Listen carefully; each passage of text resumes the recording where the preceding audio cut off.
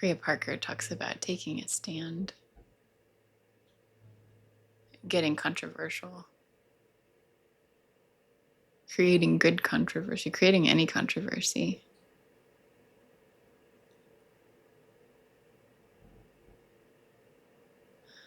There's always this risk with using words that you're going to take a stand on something. Just as there's always this risk in being a human being who's alive that you're going to croak one day and you're going to get hurt, or you're going to lose somebody, you're going to lose yourself. And that's just how it is. This sweet imperfection of being alive.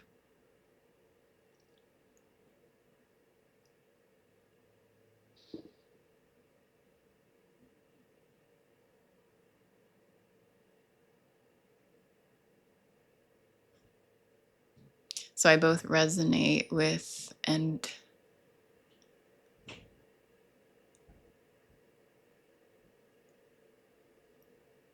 see things differently from the perspective of, yeah, take a stand. The paradox of it, because it is, everything that you say is taking a stand. Every breach of silence is filling the space with words and objects and communications that dance on top of what's here.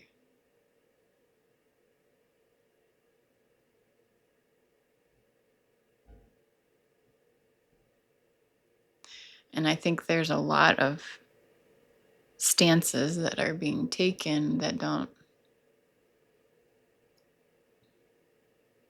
serve us. What I mean by that is taking an unconscious stance.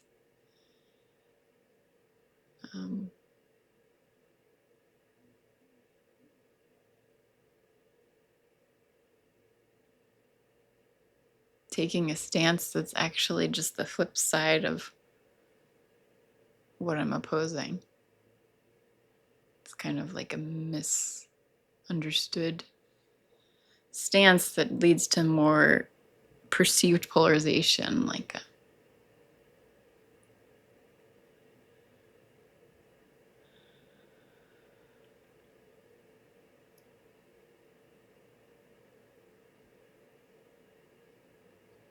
a religious stance.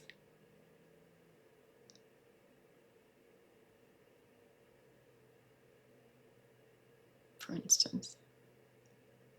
There's many other stances that I could name. A stance of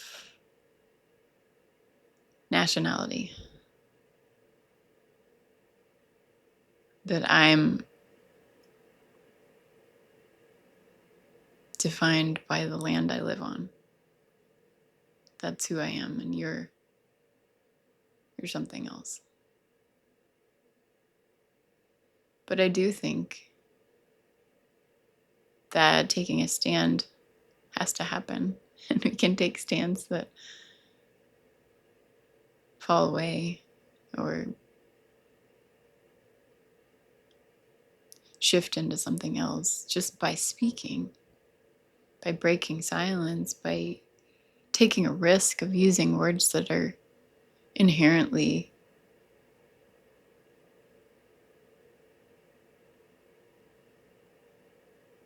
imperfect.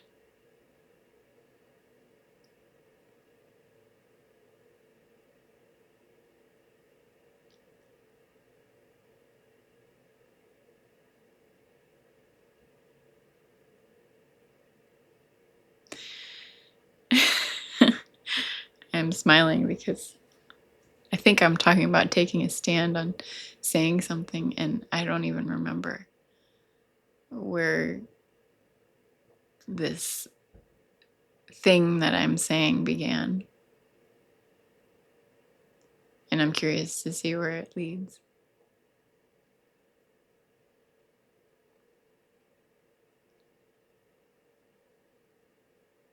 Maybe it's here.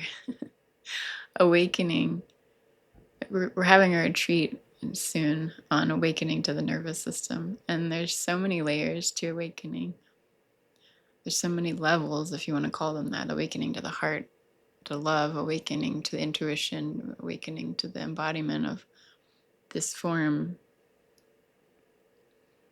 And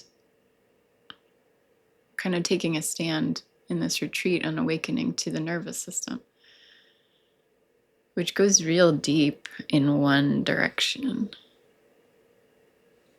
Can feel too narrow sometimes to just focus on the nervous system from one perspective. And let me tell you why we're focusing on it and how it opens up into everything while also honoring that it's not everything.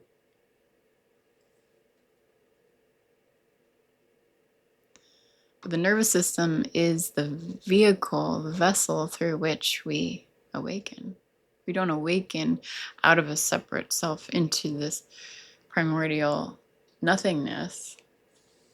On a relative level, we live in the body. We're not talking about awakening as the destruction of the body so that the spirit can live and float and do its thing. We're talking about awakening in form, as form.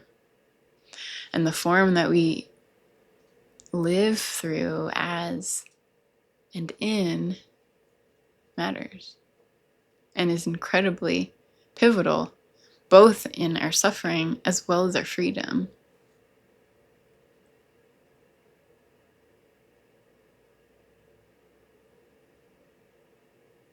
So I'll say a few things and see what wants to be said.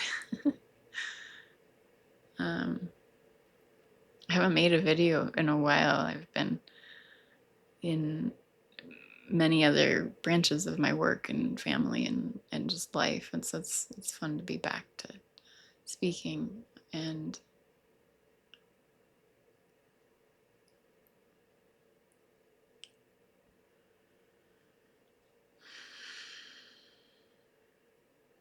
the nervous system's functioning, it's impossible to delineate it to one particular function because in some ways it's everything that the mind body does. Like I refer to it as the mind body because the mind, the thought, the brain is as much a mechanism of the nervous system as the central spinal cord and the peripheral branches of our nerves and neuroceptors.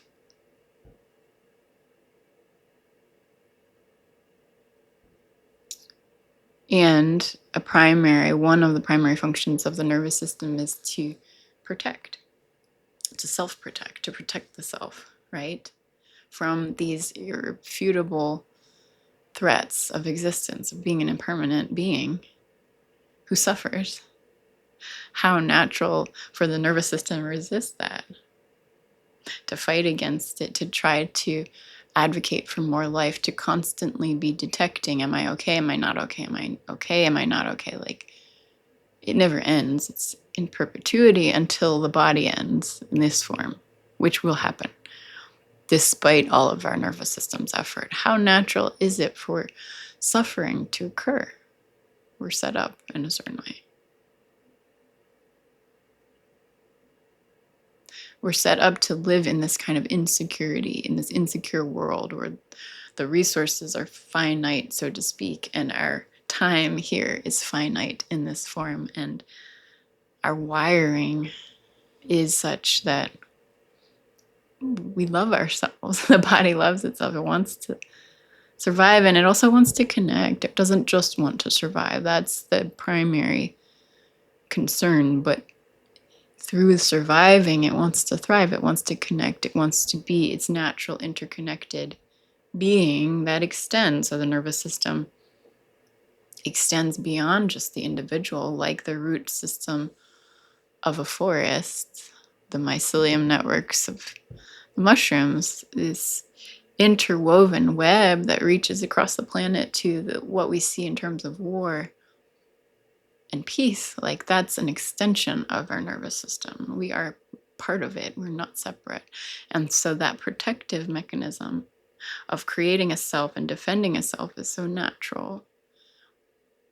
And yet, that death-bound insecurity doesn't have to define us. There is a unconditional security that's possible. And I'm not talking about transcending the nervous system or rolling over into submission or being incompetent or impotent or giving up our power or being apathetic. I'm not even talking about the ability to protect oneself and defend oneself or perceive threat going away, or any of our humanness necessarily going away, but that we awaken to it. We don't awaken through it, we awaken to it. Such that the awake nervous system that we are conscious of no longer binds us to this death-bound insecurity, which on some relative level is true, but it opens the door to both living a finite life while not being defined by it. What does that mean?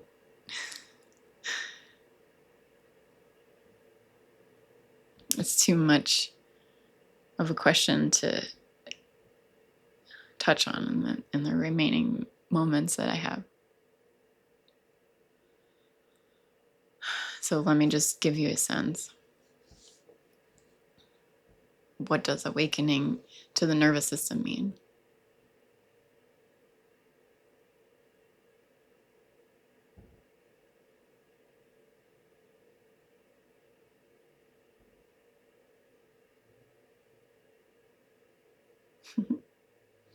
The reality is you already know this. This is who you are. We all know that this is who we are by design. And I would say nothing new by defining it for you in concrete black and white terms. But the reality is that we are so transfixed by this death-bound insecurity that we have our talons in and we fixate on, that we forget who we really are. We forget our fluidity, our moment by moment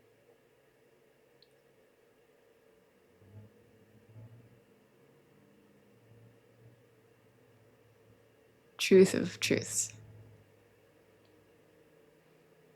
Right now,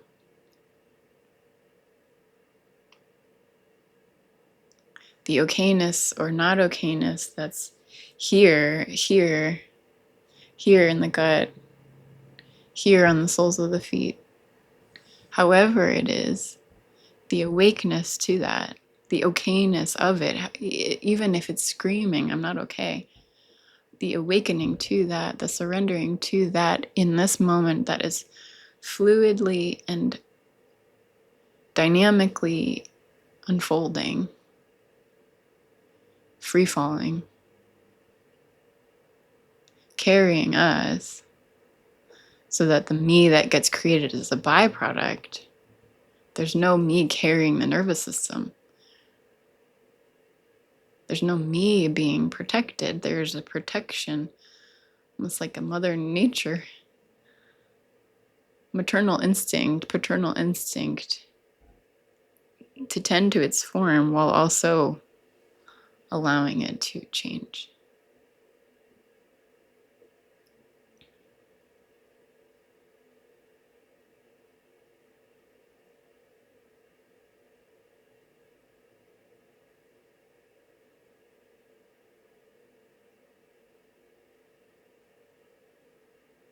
And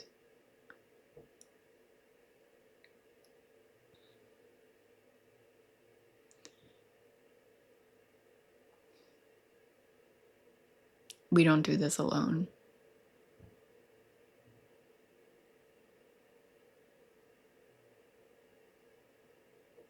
We aren't doing this alone. We aren't creating the death-bound insecurity alone. We aren't attuning to the unconditional security alone. We are in it together. You can feel it. This you know too. You know how we're embedded into our asleepness or our shared awakeness collectively. And so more could be said, will be said. I hope there will be more energy to share more soon.